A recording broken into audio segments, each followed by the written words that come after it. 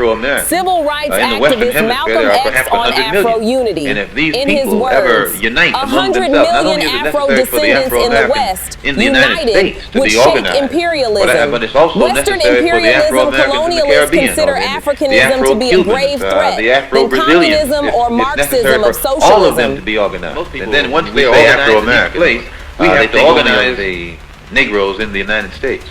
But they don't realize that 2/3 of Brazil consists of people of African blood, which means they're also Afro-American because Brazil is in South America.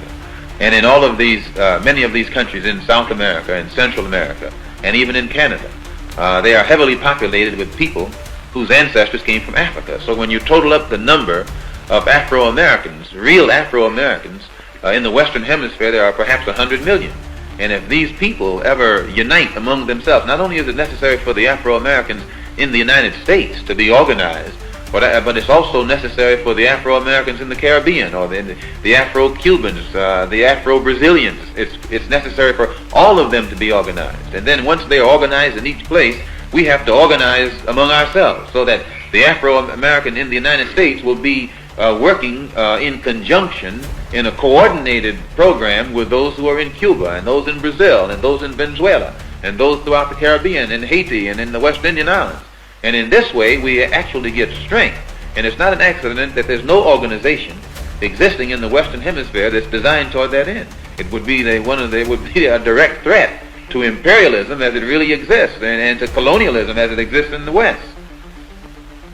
And one of the things that's going to help to bring this about is the independence of Africa. And one of the only reasons that we in the West have never organized, we have hated our image and our African image. And because Africa has been in the hands of people who have created an image of Africa that's negative and hateful. And it has been hateful to us. We haven't wanted to identify with it. But now that Africa is getting independent and in a position to create its own image, and it's a positive image, those of us in the West look at the African image and see how positive it is. We begin to identify with it. We become proud of Africa, and we become proud of our African blood, our African heritage.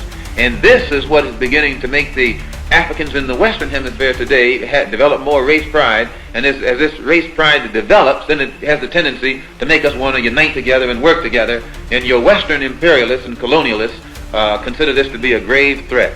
More threat than communism or Marxism or socialism or anything else. The Africanism is what they consider to be the real threat. This is Diaspora News Guide. Follow us on Facebook, Instagram, and LinkedIn for more authentic updates and perspectives that matter to our global community.